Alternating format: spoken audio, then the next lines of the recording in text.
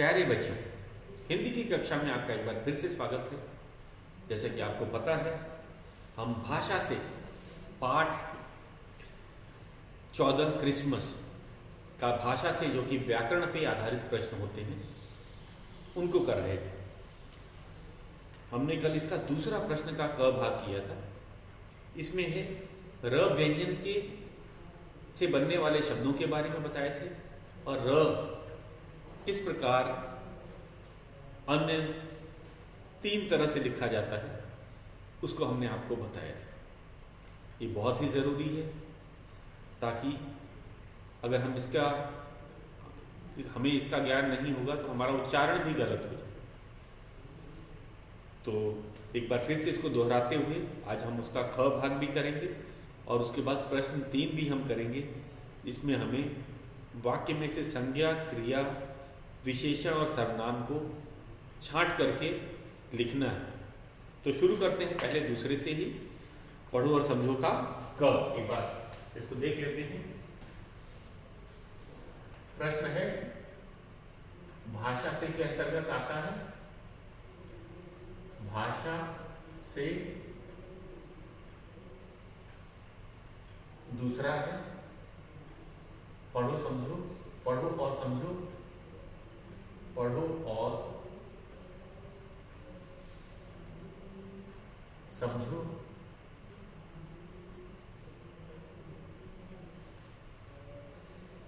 क जो भाग है क है व्यंजन। वर्ण के 2 भेद होते हैं, आपको मैंने बताया था, स्वर और व्यंजन। तो जो र है व्यंजन है, इसे स्वरों की सहायता से ही बोला जा सकता है। जब हम र की बात कर रहे हैं तो र में क्या चीज है? 2 चीज, र व्यंजन जमा अ। ये मैंने आपको बताया था। र हलंत का अर्थ होता है कि यह शुद्ध व्यंजन है। र जो है शुद्ध व्यंजन है, लेकिन शुद्ध व्यंजन का हम अकेले उच्चारण नहीं कर सकते। इसमें स्वर अ से मिलने के लिए र बनता है। इसमें शिरो रेखा भी लगा देता हूँ, आपको समझने में आसान हो जाए।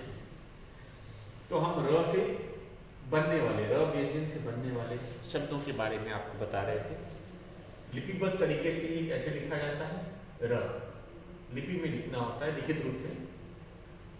और इससे बनने वाले शब्द हमारे पाठ के थे रोम, गरीब,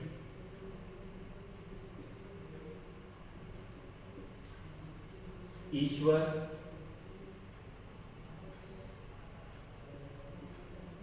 आराधना,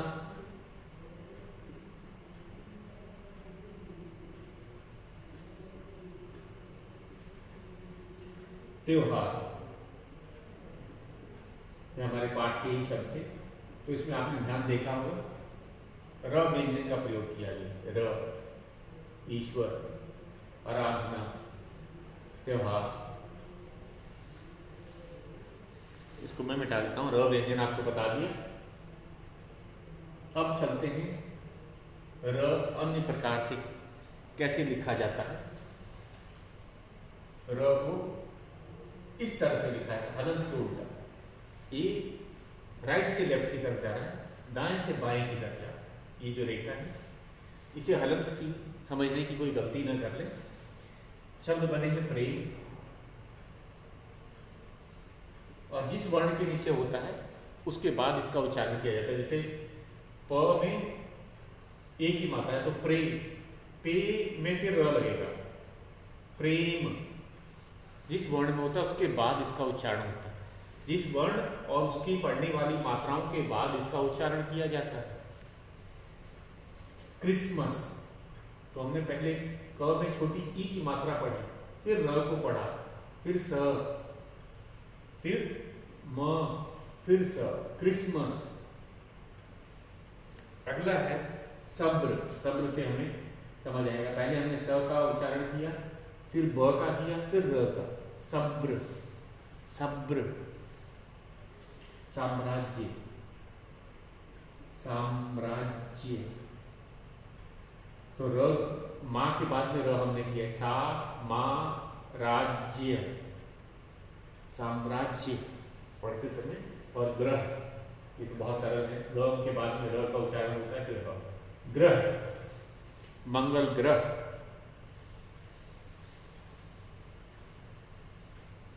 अगला है, र को इस तरह से भी लिखा जाता है, और ये भी किसी वर्ण के नीचे आते हैं, खासकर ट और ठ के नीचे। तो ट, ठ और ड के नीचे आते हैं। पहला है ट्रक। इसका भी यही नियम है, उच्चारण के समय पहले मूल वर्ण का हम उच्चारण करेंगे, उसके बाद में र का करेंगे। नीचे लग भी रहा है ट्रक, इसको कैसे पढ़ेंगे, ट्रक। फिर है ट्री, क्रिसमस ट्री, अंग्रेजी का शब्द है ट्री। ड्रम, ड भी लगा, ड्रम। राष्ट्र, राष्ट्र, राष्ट्रपति, राष्ट्रपति। अगला है र हलंत का। र हलंत का मैंने आपको बताया आधा, इसका अर्थ होता है आधा, और ये शिरो रेखा के ऊपर लगता है। किसी वर्ण, जिस वर्ण के ऊपर लगता है, शिरो रेखा के ऊपर लगता है। तो ये है धर्म, शिरो रेखा के ऊपर, म के ऊपर लगा है, और इसका उच्चारण अलग होता है। इसका उच्चारण उस वर्ण से पहले किया जाता है, ऊपर लगता है, इस कारण ध के बाद में र का उच्चारण और फिर म, धर्म। और ये र पूरा नहीं, आधा है, इसीलिए धर्म नहीं पढ़ना है, धर्म गलत है, धर्म। फिर है वर्ष, इसको वर्ष नहीं पढ़ेंगे, वर्ष, आधा र है, र हलंत है। प्रार्थना, प्रार्थना, प्रार्थना। प्रवर्तक, प्रवर्तक। उसके बाद आ जाते हैं आशीर्वाद, आशीर्वाद, आशीर्वाद। ये व के ऊपर है, इसीलिए जो पहले उच्चारण हम आशी के बाद में र पढ़ेंगे, फिर वा, फिर द, आशीर्वाद, आशीर्वाद। तो ये था हमारा क भाग। अब हम ख पे चलते हैं, बहुत सरल था, अब आपको ये समझ आ गया होगा। अब हम चलते हैं ख, इसका बोल करके उच्चारण करना है। गृह कार्य जो भी दिया जाता है ऐसे शब्दों का बोल करके हम उच्चारण करेंगे। ख है हमारा शब्दों, दो शब्दों के मेल से एक नया शब्द बनता है ख। ख है जन, जमा, गणना, ये दो शब्दों के मेल से बना है। जन, जमा, गणना मतलब जनगणना, जन गणना। फिर है जन, जमा, संख्या,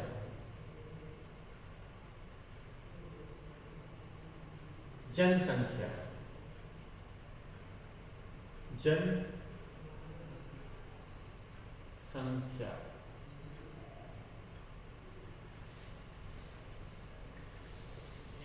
तो पहले ये शब्द देखो, जन का अर्थ होता है लोग, जन का क्या अर्थ होता है, लोगों, लोगों, गणना मतलब गिनती, लोगों की गिनती, जनगणना।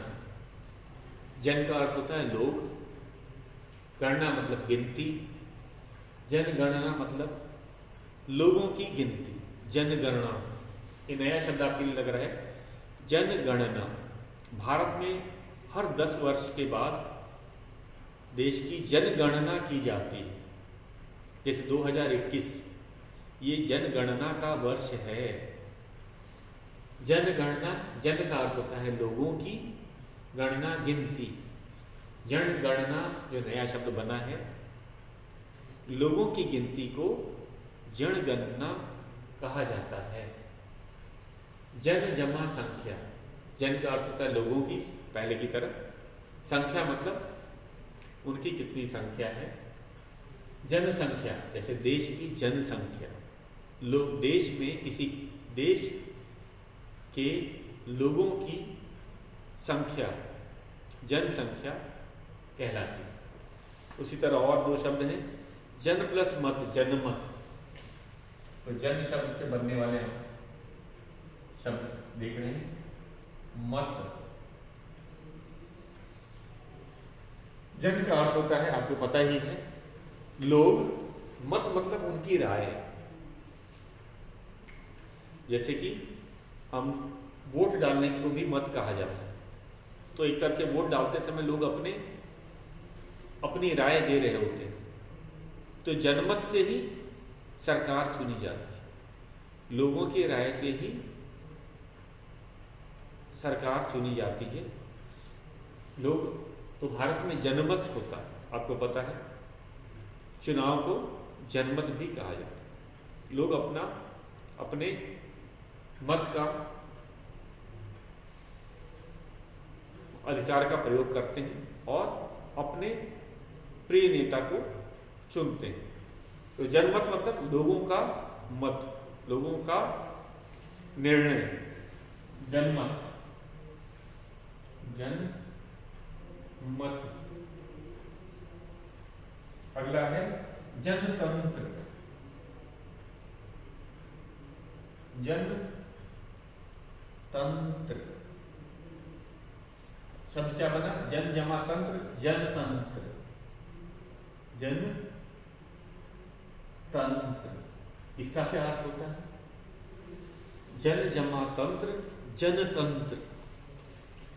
जैसे कि भारत में जनतंत्र है, लोग ही अपनी सरकार चुनते हैं। सब लोग मिलकर के अपनी सरकार चुनते हैं, जो कि 5 साल के लिए उनके लिए काम करती है। तो यहाँ पे किसका शासन है, लोगों का ही शासन है। तो कह सकते हैं हमारे देश में जनतंत्र है। लोग अपने ऊपर शासन करने वाले का खुद चुनाव करते हैं। लोगों के द्वारा ही अपने नेता का चुनाव किया जाता है। तो इसलिए जन जमा तंत्र, जनतंत्र। एक तो ये हमने नए 4 शब्द बने, जो जन से ही शुरू होते हैं। जनगणना लोगों की गिनती को कहते हैं। जनसंख्या लोगों की जो गिनती की जो संख्या है उसको जनसंख्या कहते हैं। भारत में 1 अरब 30 करोड़ लोग रहते हैं, या 30 या 35 करोड़ लोग रहते हैं। 1 अरब 30 या 35 करोड़ लोग हैं, तो भारत की जनसंख्या है। और ये जनसंख्या कैसे पता चली, जनगणना के द्वारा। जनगणना मतलब लोगों की गिनती के द्वारा। और प्रत्येक 10 वर्ष में, मैंने आपको बताया, प्रत्येक 10 वर्ष में जनगणना की जाती है। ये साल 2021 भी जनगणना का वर्ष है।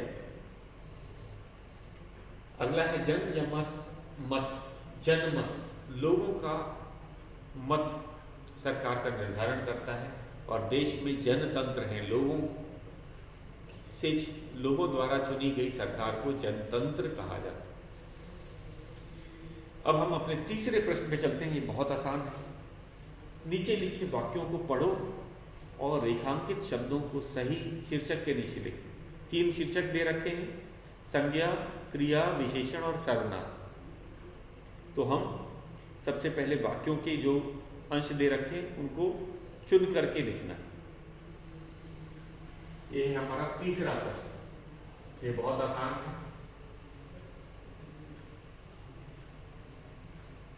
तो पहले हम प्रश्न लिखते हैं। हमारा प्रश्न है, तीसरा प्रश्न, नीचे लिखे वाक्यों को पढ़ो। नीचे लिखे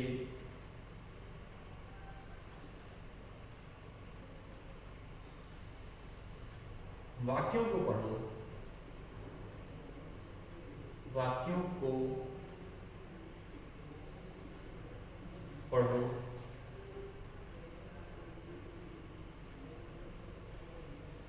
और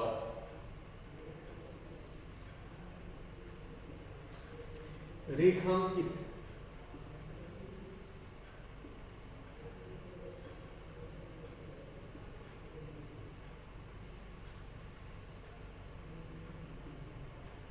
शब्दों को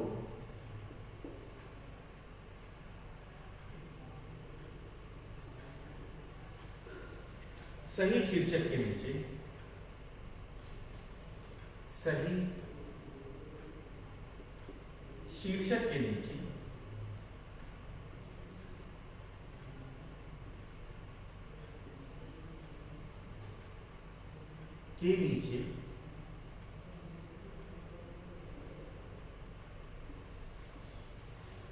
लिखो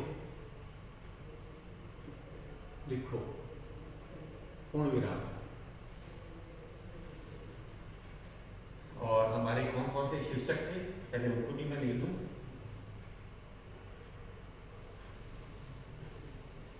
ये 4 हमने दे रखे थे शीर्षक। पहला था संज्ञा,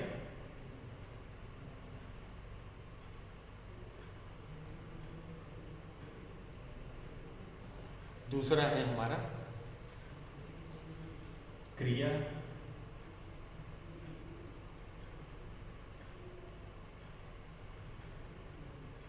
तीसरा है विशेषण,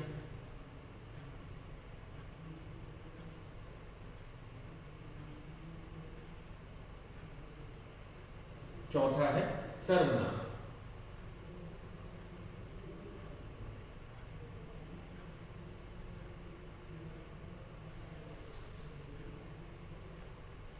ये थे हमारे 4 शीर्षक।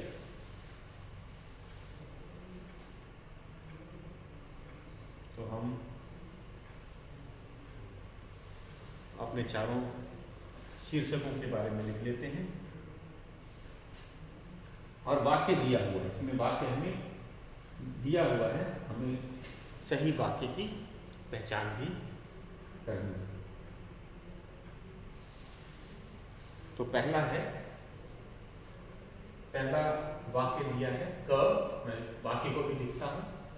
और ये पूरे वाक्य के हमने नहीं करना है, जो रेखांकित जो है, रेखांकित शब्द जिसके नीचे रेखा खींची है, उन्हें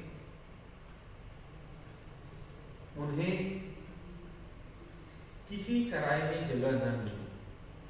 किसी हमारे पाठ के ही वाक्य हैं, उन्हें किसी सराय में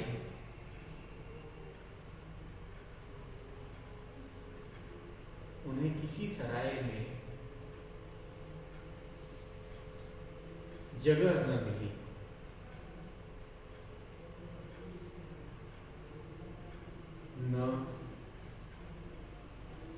मिली। तो इसमें रेखांकित कौन कौन से हैं? 2 शब्द, उन्हें और मिली। उन्हें हमें पता है सर्वनाम होता है, उन्हें क्या है? सर्वनाम।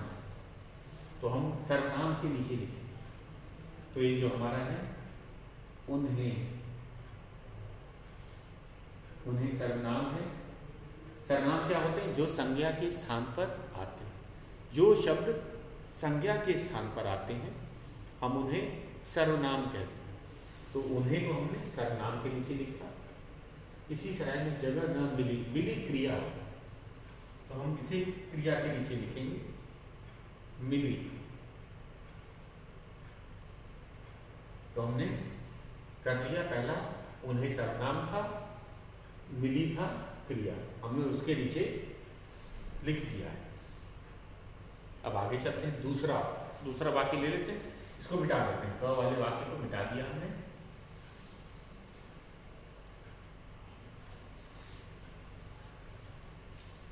ख, दूसरा वाक्य है ख, वे, ये भी रेखांकित है, वे ईसा के उपदेशों को याद करते हैं। वे ईसा के उपदेशों को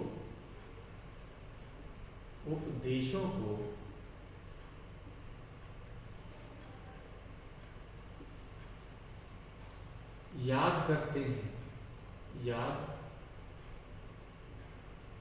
करते हैं पूर्ण विराम।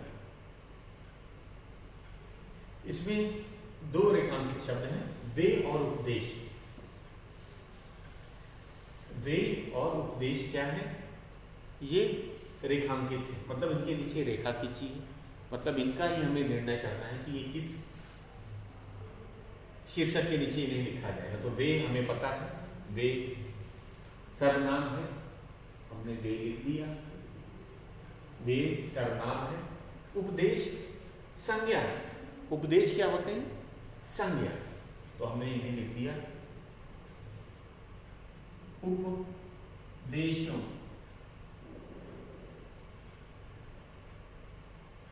हमने इसको संज्ञा के नीचे लिख दिया।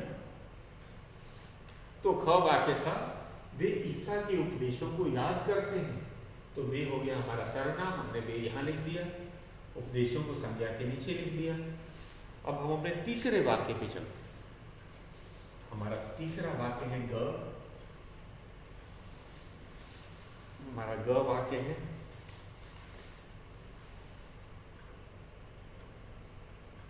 एक गरीब युवती एक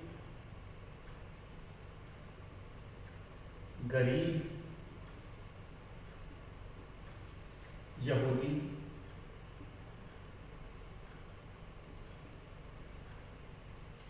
बढ़ई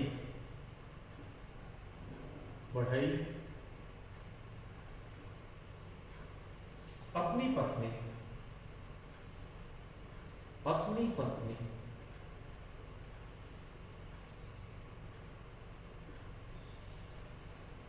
मेरी के साथ, नाम है मेरी के साथ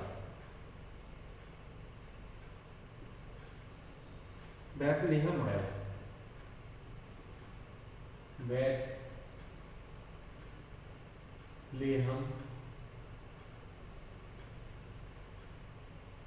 आया पूर्ण विराम। इसमें रेखांकित कौन कौन से? बैतलहम जगह का नाम है, बैतलहम। तो इसमें एक गरीब रेखांकित है, दूसरा अपनी रेखांकित है, पत्नी रेखांकित है और बैतलहम रेखांकित। हमें इनको सही शीर्षक के नीचे लिखना है। तो पहला शुरू करते हैं, गरीब यहूदी। यहूदी कैसा है? गरीब। तो गरीब विशेषण शब्द है, यहूदी की विशेषता बता रहा है। तो गरीब विशेषण शब्द है, विशेषण के लिए हमारा हम यहां लिखेंगे गरीब, हमने इसे कर लिया। अपनी पत्नी, अपनी और पत्नी, अपनी क्या है? ये सर्वनाम है, तो अपनी को यहां लिख रहे हैं, अपनी,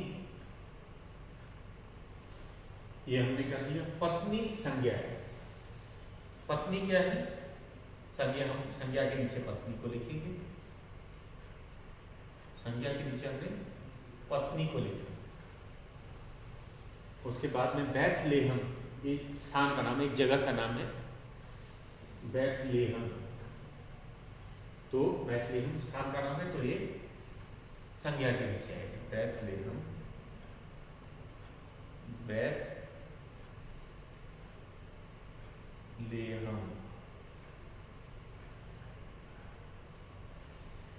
तो ये भी हमने कर लिया। दो और वाक्य हैं, उनको भी हम लिखेंगे। तो गरीब हमने विशेषण के लिखा, अपनी सर्वनाम के नीचे पत्नी संज्ञा, और बैतलहम भी संज्ञा है, स्थान का नाम था।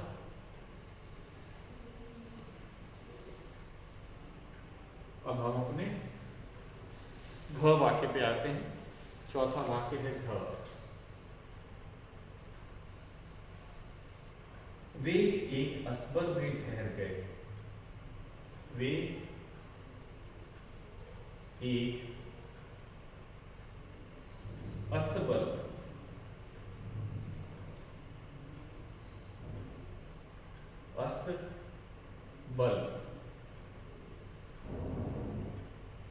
में ठहर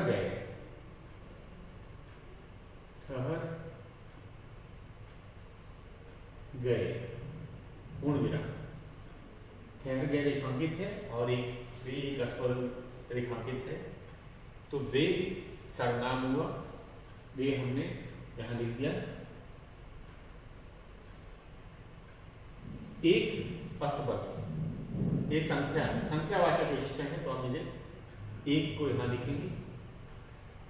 अस्तबल जगह है, स्थान है, तो हम इसे अस्तबल यहां लिखेंगे। अस्तबल,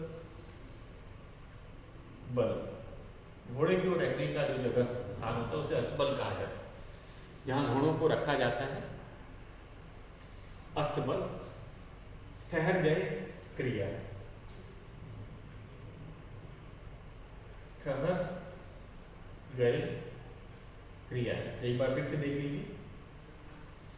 वे हमने सर्वनाम के नीचे लिखा, एक विशेषण था, अस्तबल की संख्या बता रहा है, संख्यावाचक विशेषण। हमने एक अस्तबल स्थान होता है जहाँ घोड़ों को रखा जाता है, उनके खाने पीने का इंतजाम किया जाता है, उसे अस्तबल कहते हैं। ठहर गए क्रिया था। अब हमारा अंतिम वाक्य जो है हम उसको भी लिख देते हैं। हमारा अंतिम वाक्य है अंग, बाजारों में खूब रौनक होती है।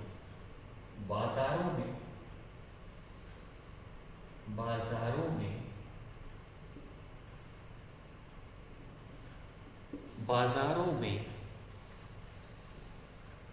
खूब रौनक होती है, खूब रौनक होती है, रौनक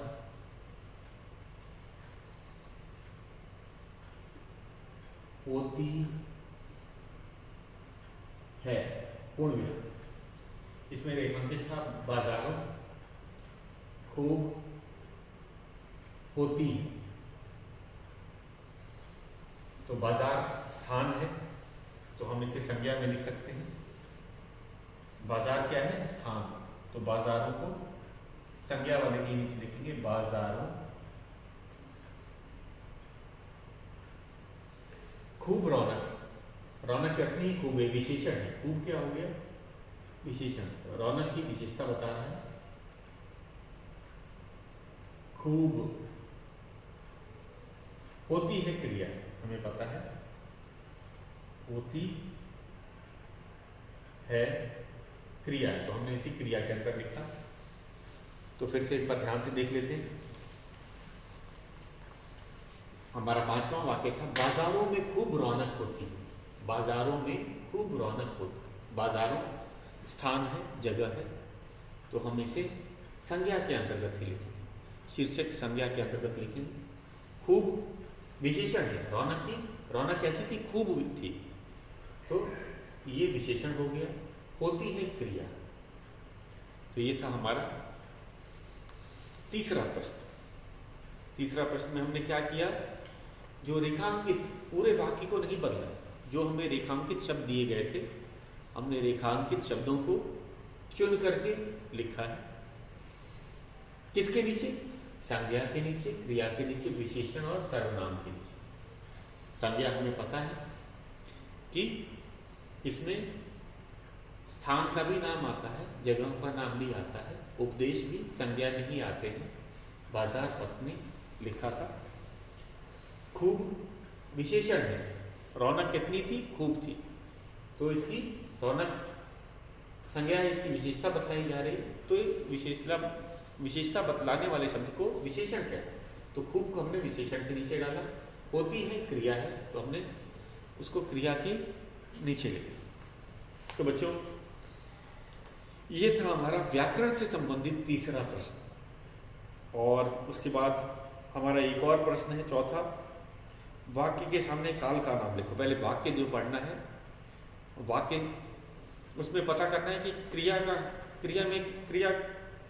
में कौन सा काल है, क्योंकि क्रिया ही हमें काल का बताती है। तो एक ही हम इसको कल करेंगे। तो आज का गृह कार्य आपको दे देते हैं। आपको पढ़ो और समझो। र के विभिन्न रूप मैंने बताए, इसका आपको पढ़ना भी है और उच्चारण भी करना है। और दूसरा है, इसको आपको ये पाठ्य पुस्तक में ही करना है। क्योंकि जगह दिया हुआ है। तो आज के लिए इतना ही, कल हम अपना चौथा प्रश्न करेंगे। आज के लिए बस इतना है।